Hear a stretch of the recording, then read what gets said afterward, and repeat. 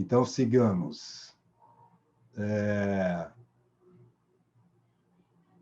Ele diz, na verdade, que os afetos eles estão durante toda a oração, não é?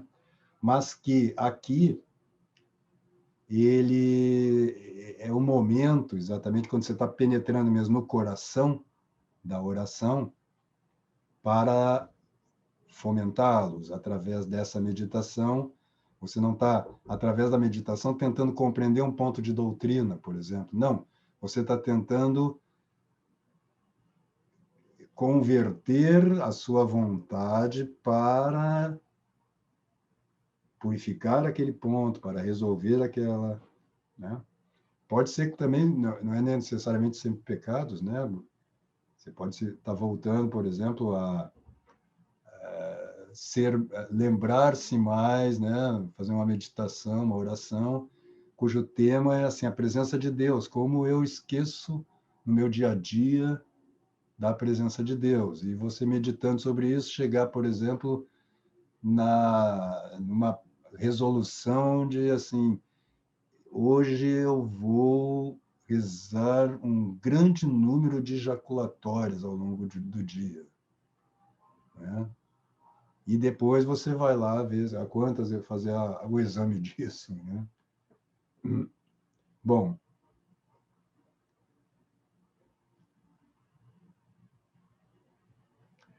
é bom ter algum texto ou máxima dos santos sempre presente ao espírito, para exprimir com maior facilidade os piedosos afetos que nos vierem. Mas devemos escolhê-los nós mesmos, senão perderão a metade da unção. Ou seja, você não pode perder o sentido daquele momento de oração que você mesmo previu, né? Que você preparou.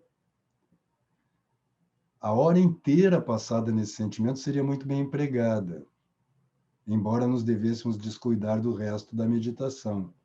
Porque, de fato, nós estamos aqui no coração da oração, né? Tem aquela, que eu acho que é aquela definição que eu acho que é do Cassiano, que a oração é elevar a alma a Deus, pedindo-lhe o que nos é necessário, né?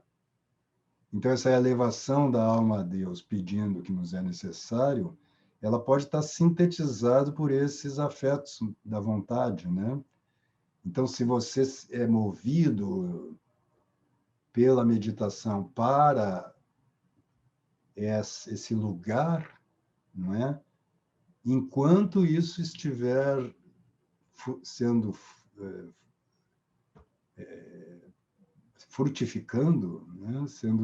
Enquanto estiver acontecendo efetivamente, você não deve abandonar, você tem que voltar para meditar, não. Você está vamos dizer, na finalidade mesma da oração. Pelo menos dessa oração que nós estamos considerando que é dos principiantes, né?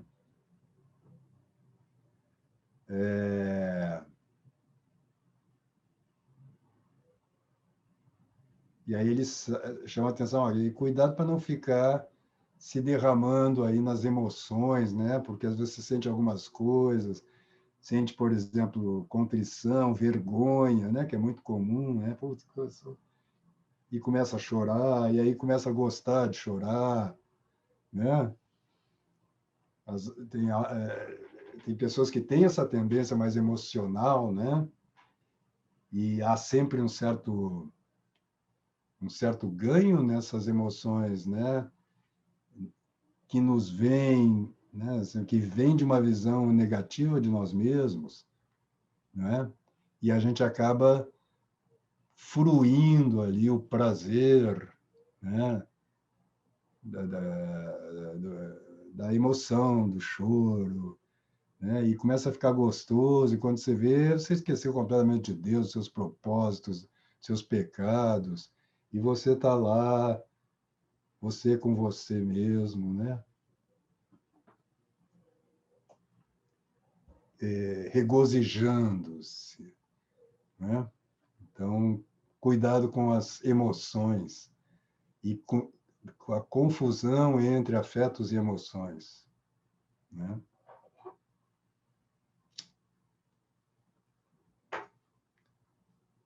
Mas, por preciosos que sejam os afetos da oração, as resoluções, diz ele, têm ainda maior valor. Né? E uma coisa está intimamente conectada com a outra, né? Como a gente dizia, quer dizer, esses afetos, eles nos dão uma base, eles nos fortificam para não só fazer a resolução, porque fazer a resolução não é difícil. O difícil é cumpri-la, né? Então é como se você insuflasse um fogo ali, uma força, para que ao longo do dia, né, você cumpra essas resoluções. Né? Diz ele que a resolução, isso também é conselho universal, devem ser específicas, particulares, e não gerais, né? Eu vou ser mais caridoso. Isso aí é um negócio que, assim, bom, como é que você faz para ser mais caridoso? Isso não é uma resolução, né? Então, eu vou, falando da caridade, por exemplo, eu vou procurar, eu, eu vou dar menos trabalho para minha mulher. Como? Não, vou limpar a minha mesa, vou lavar os pratos do jantar hoje. Isso se você já não lava regularmente, se você não, se você é um bom marido como eu, você lava regularmente, você faz as compras do supermercado. Mentira, é só uma piada. Desculpe, eu já estava falando no início, às vezes eu não aguento e vem a minha verve de comediante. Vamos adiante. Chegamos agora, deixa eu botar o texto aqui.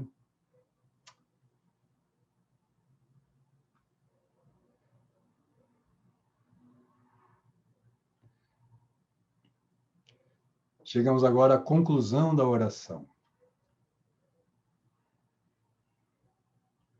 É um ponto importante que requer calma e fervor. Uma conclusão feita às pressas, seja para não passar da hora marcada, seja por qualquer outro motivo, inutiliza muitas vezes toda a meditação. Devemos, em primeiro lugar, reunir as resoluções e renová-las. É como assim você, né, fazer uma recolher as resoluções que às vezes ficam um pouco esparsas ao longo da oração e renová-las. Isto frequentemente nos avivará o fervor, que no fim da hora, quer dizer, ele está imaginando que essa oração durou 1 hora. Né? Você vê que era o público cristão aí na época era outro, né? Hoje em dia, um bom cristão, em geral, faz uma meia hora de oração 2 vezes ao dia, quando ele é já bastante devoto. A não ser que eu esteja enganado.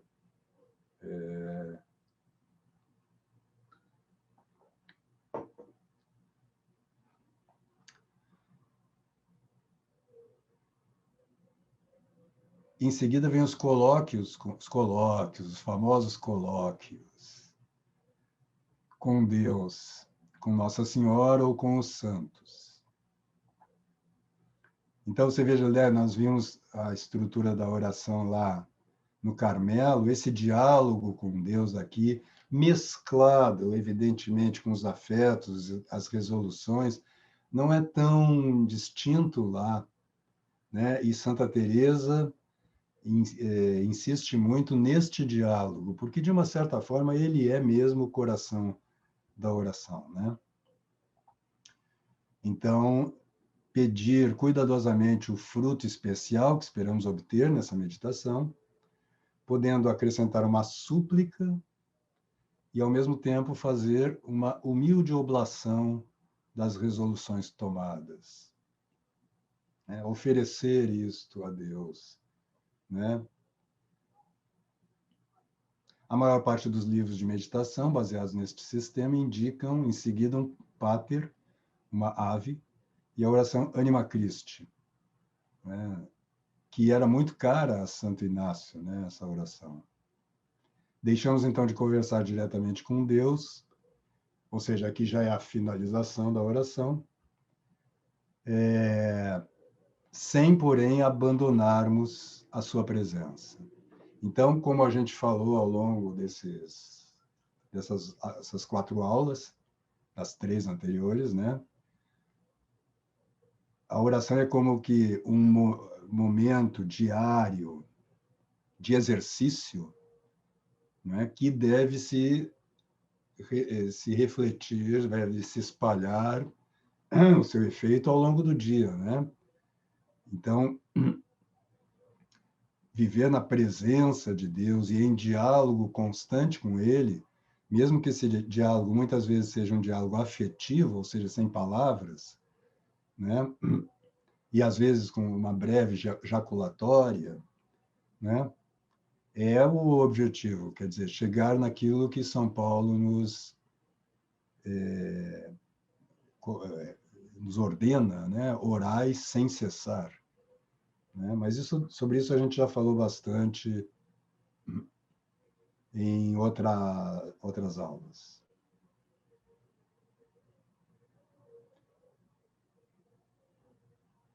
Muito bem. Santo Inácio ainda fala que você pode ainda dar um tempo recapitulando essa oração, mas depois vocês leem com calma aqui no e-book o capítulo inteiro, ou na sua edição do livro, o capítulo inteiro.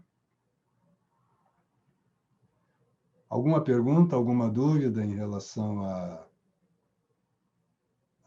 ao método de Santo Inácio?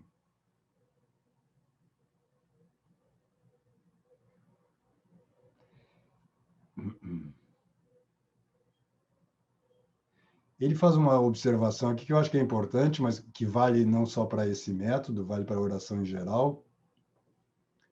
Eu vou compartilhar aqui,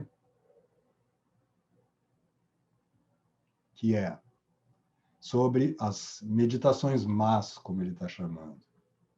Mas não no sentido de mal feita, né? Mas no sentido de que a gente, hoje não, né? Eu meditei, mas não teve fruta, foi árida. Seria o que a gente chama às vezes, né, de aridez na oração, né?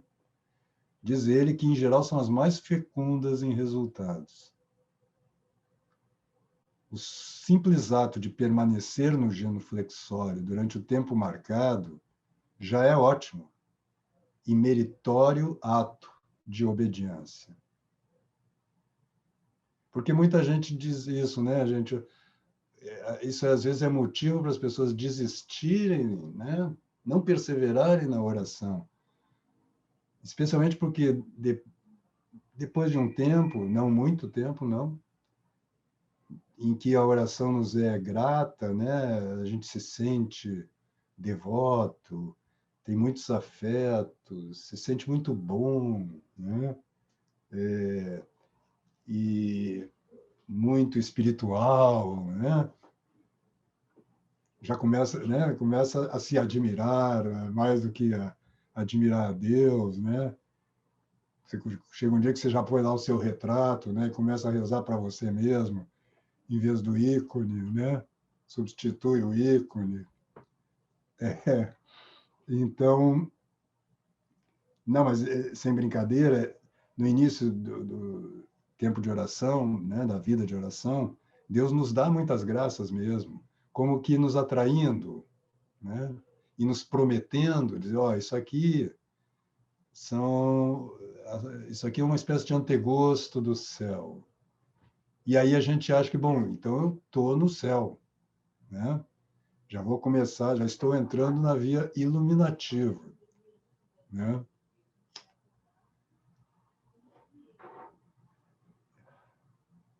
Depois ele vai retirando, né, para que nós vamos tomando pé, né, da nossa situação, né, e da nossa indigência.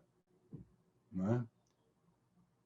Então, vem um período de aridez, às vezes longo, né, e que é preciso ali resistir.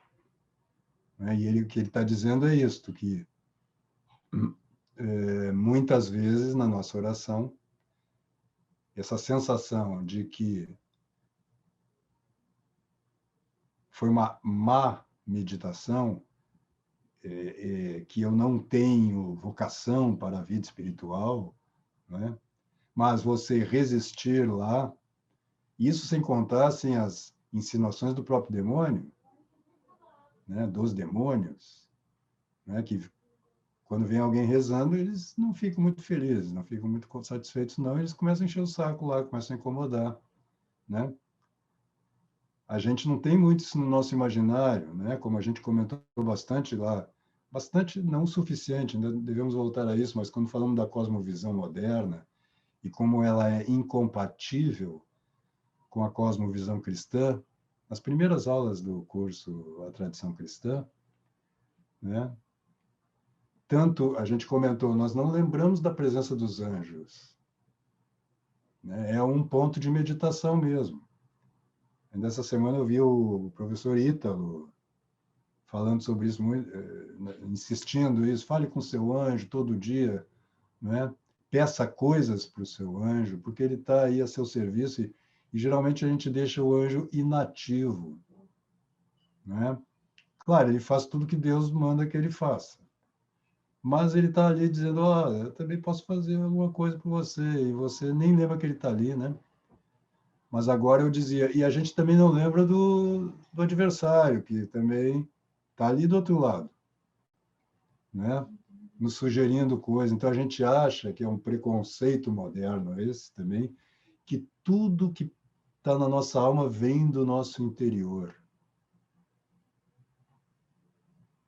Mas não vamos entrar nisso, senão nós vamos quase que mudar a chave aqui da aula.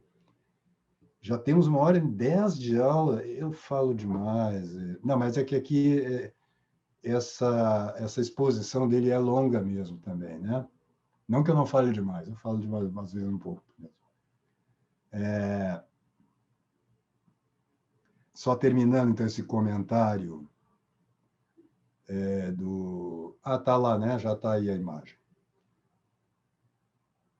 O mistério que aparentemente não conseguimos alcançar, na realidade impregnou-se em nosso espírito e guarda-nos todo dia na presença de Deus, o que de outro modo talvez não acontecesse.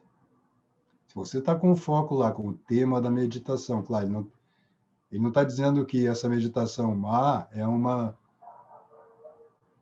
meditação mal feita, porque aí não, aí você pensou, né, no jogo do Corinthians, você pensou no supermercado, enfim, está passando um caminhão aqui.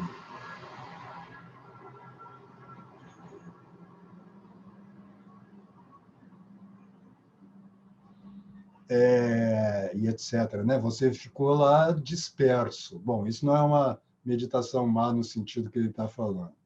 Ele está dizendo, você ficou lá, o tema é esse, você ficou lutando contra as suas distrações, etc., e ficou focado, lembrando, fazendo esse trabalho que ele está dizendo, né?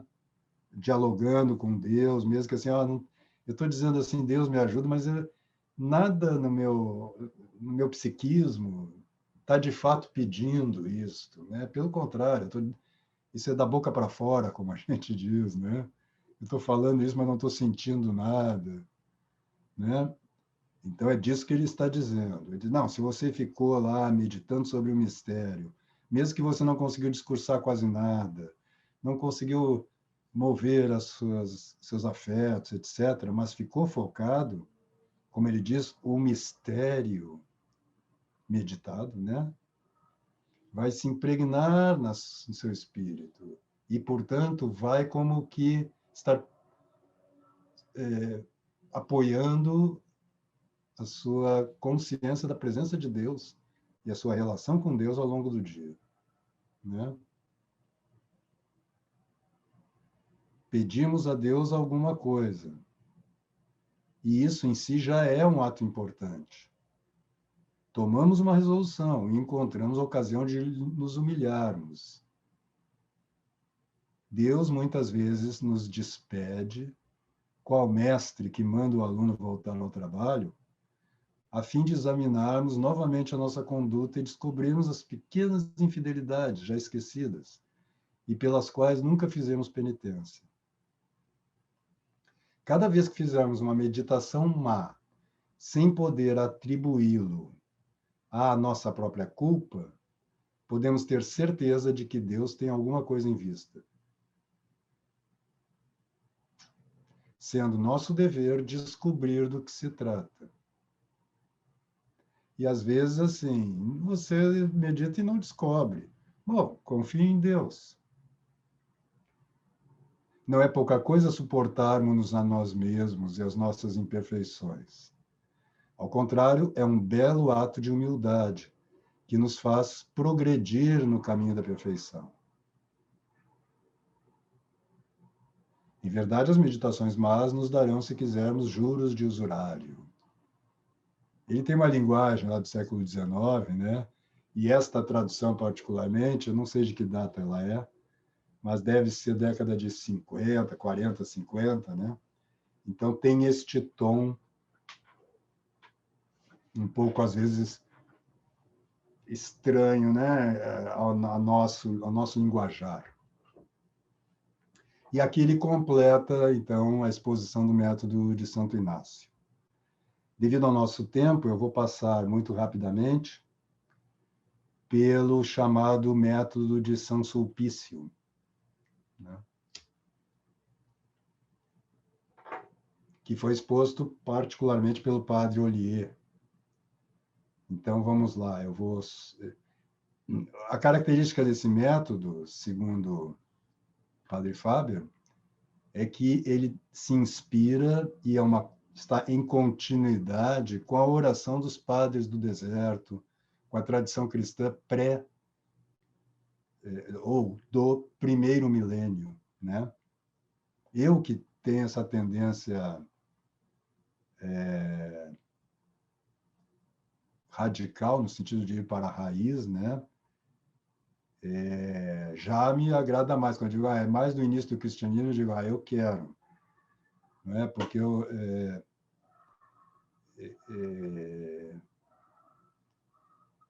a entropia é um fenômeno mesmo universal, né? Da material.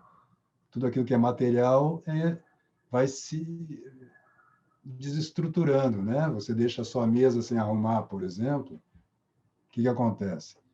Claro, eu não estou dizendo que a história da igreja é entrópica, mas ela tem um elemento entrópico também, né? E eu não estava pensando nem na história da igreja, estava pensando na nossa civilização, né? Que degradou muito nos últimos 500 anos. Então, a minha tendência é ir atrás, como é o próprio curso chamado A Tradição Cristã, né? Da gente estudar os santos padres, estudar o cristianismo, vamos dizer assim, na sua raiz, melhor dizendo, até do que na sua origem, né? Mas é na sua origem, né? E tentar, claro, dialogar, né? Como diz o próprio Cristo, que o reino dos céus é como alguém que tira da sua arca coisas novas e velhas, né?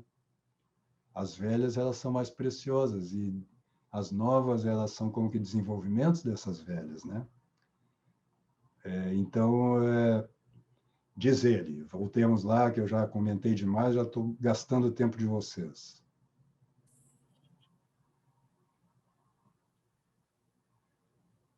Então, ele vai se limitar aos pontos que o distinguem do outro, porque, como eu dizia antes, a estrutura da oração é universal, como a gente já falou lá atrás, mas vale repetir aqui, quer dizer, fundamentalmente é colocar-se na presença de Deus, reconhecer a sua miséria, né, que você é um pecador, mas que a gente tem que ter cuidado, isso que ele dizia lá também, ó, eu ia ler e comecei a falar.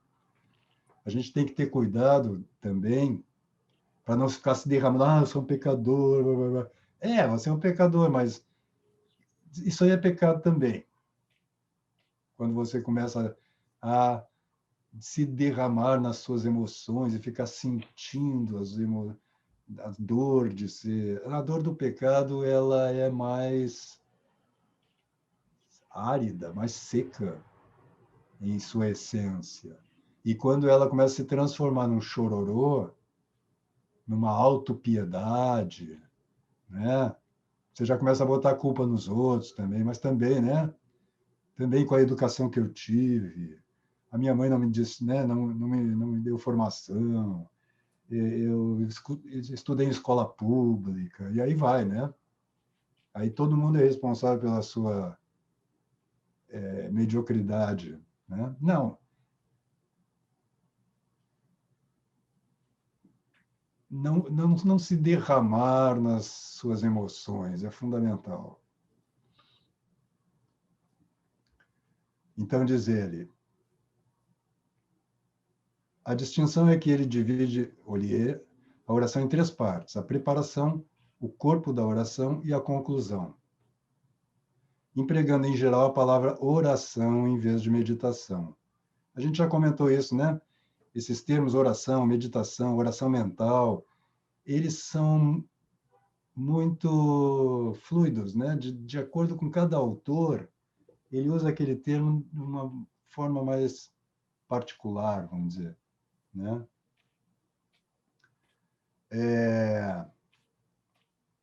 Impregnado do espírito da tradição antiga, recorre, a exemplo dos seus intérpretes, a Santo Ambrósio, São João Clímaco, São Nilo, Cassiano, etc. Todos os meus, né, contemporâneos. Faz três preparações: a remota, a menos afastada e a próxima.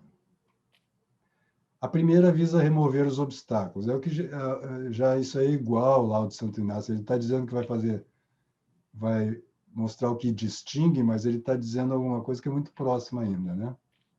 A segunda prepara tudo quanto for necessário a boa oração. E a terceira, por assim dizer, a entrada na oração. Então, a remota eu acho que a gente não precisa repetir, porque é o que estava lá já na do Santo Inácio. Ele vai fazer alguns comentários e aí depois vocês retornam ao texto. A menos afastada compreende três fases. Você vê que também é a próxima lá do Santo Inácio. À noite, tomar conhecimento do assunto. A segunda, o período que vai desse momento até o despertar. E a terceira, do despertar até o início da oração. A próxima consiste quase na oração em si. Em primeiro lugar, colocar-se na presença de Deus. Em segundo, reconhecer a nossa indignidade e nos apresentar ante essa presença. E em terceiro, confessarmos a falta de capacidade para rezar sem o auxílio da graça divina. Então, é o que a gente já viu lá, e hoje não vai dar tempo, mas eu já fiz isso numa outra aula, o método carmelitano. Né? Quer dizer, eu estou só... O objetivo de hoje, até finalizando essas aulas públicas aqui, é mesmo fazer a síntese disso e mostrar, ó, a estrutura da oração é muito simples, na verdade. E aí cada um de nós vai encontrar a maneira de fazê-lo mais adequada à sua natureza, né? E aí sim você pode usar os inúmeros livros de oração, alguns deles eu vou botar lá na bibliografia, e ir descobrindo aos poucos o seu jeito. Agora, algumas coisas são universais, como a gente está vendo, quer dizer, a oração tem que ser feita todo dia. Você tem que dedicar, né? Santa Teresa fala isso lá no Caminho de Perfeição, que o tempo de oração que você se resolveu a fazer não é mais seu. Ela diz lá para as suas monjas, né? Você deu para Deus isso aí, então você não tem direito mais sobre ele. É claro que isso não elimina o fato, não, mas eu estou aqui muito doente, ou eu tenho um compromisso assim inadiável. Bom, compromissos em geral sempre dá para a gente ainda jogar para um outro horário o tempo de oração e cumpri-lo. Bom, mas não deu mesmo. Bom, então não tem problema. Amanhã vai dar. né? Mas a perseverança é fundamental. E lembrando aquilo que a gente dizia antes, quando você começa a fazer oração, você persevera, porque essa oração, em geral, é agradável nos primeiros tempos, né?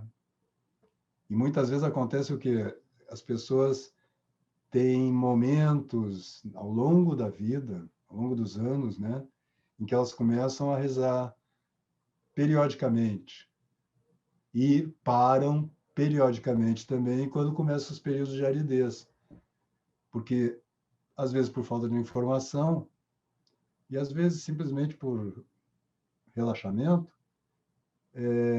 não perseveram nas orações áridas, que são que é um período mais longo, porque é um período de purificação mesmo da nossa alma, do que esse período de orações prazerosas, né, e cheias de atos de devoção, no início, no período inicial. Então a pessoa começa, faz vários dias de oração prazerosa, depois a coisa começa a ficar mais árida, ela vai começar a dizer, eu não sou para isso, não, eu tenho que voltar a fazer as minhas coisas, esquecer esse negócio de vida de oração, de vida espiritual, de santidade, né, de perfeição, e abandona.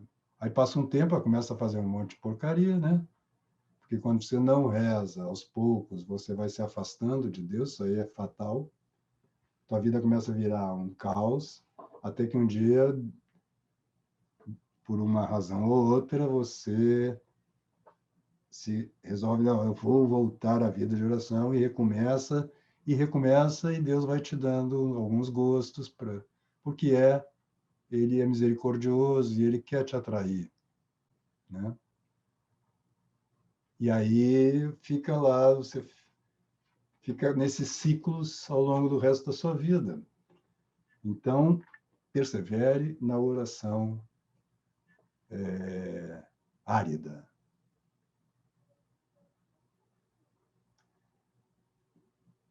Então, vamos só para terminar aqui, ler o que ele diz sobre o corpo da oração no método de São Sulpício. Como no método de Santo Inácio, consta de 3 pontos: adoração, comunhão e cooperação. Aqui, então, a gente vê um pouquinho melhor a distinção, mas que não é uma diferença, como ele mesmo diz, profunda, né? Primeiro, adoramos, louvamos, amamos e rendemos graças a Deus. No segundo, procuramos transferir para os nossos próprios corações o que louvamos e amamos a Deus e participar, assim, das suas virtudes, conforme estiver ao nosso alcance, né? Então, há aqui uma espécie de atualização, né? E através da intercessão, do pedido, da intercessão não, do pedido, da súplica, né? De que venha a nós o teu reino, né? Ou seja, que essas perfeições que eu admiro tanto no Cristo e que eu louvo, né? E que são, vamos dizer, a, a própria excelência da realidade, eu tento colocar na minha alma também, tento trazê-las para mim de uma certa forma, e de outra você poderia também dizer, então, deixo que essa participação no próprio ser de Deus vá se tornando mais efetiva.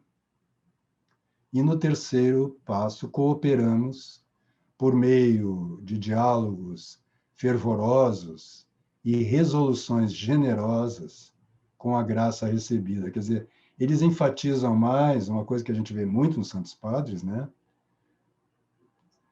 Esse aspecto que está lá no Evangelho, quando Cristo diz: sem mim nada podeis fazer, né? Aparentemente, o método jesuíta enfatiza mais a ação do indivíduo, mas é aparente isso, porque óbvio que Santo Inácio sabia, mas Santo Inácio era um soldado, era um guerreiro, né? Era um kshatriya, né? Então ele enfatiza mais a ação pessoal. E aqui nesse método você tem uma ênfase maior, como no Carmelita, né, a nossa dependência radical da ação de Deus, né? E que nós devemos, quer dizer, a nossa vida de oração é uma cooperação com a operação fundamental e primordial, vamos dizer assim, do próprio Deus.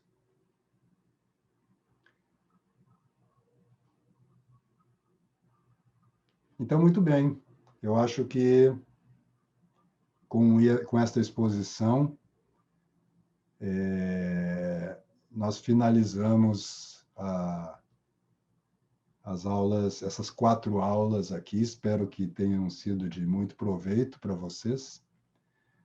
Vou reforçar o que eu disse no início, mas eu também estou aberto a responder, estou disposto a responder as perguntas que chegarem aqui pelo chat. Estou de olho aqui no chat, porque logo daqui a pouquinho a gente vai finalizar.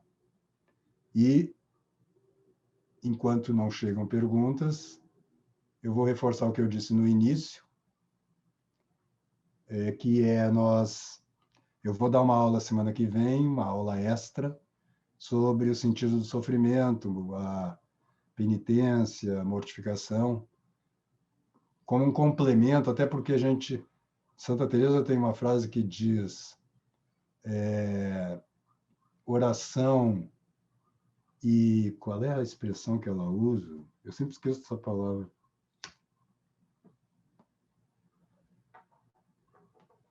Puta, vai me faltar. Mas regalo, que é uma palavra existe em português, né? Mas que ela usava muito, isso é uma vida regalada, né? E eu gosto da palavra.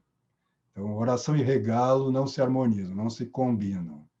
Então, uma vida de regalos, uma vida de prazeres físicos, uma vida de bem-estar, não combina com a vida de oração.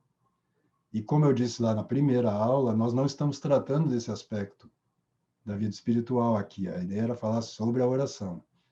Mas não esqueçam desse aviso que é fundamental, não meu, dos santos, né? Santa Teresa. Oração e regalo não combinam.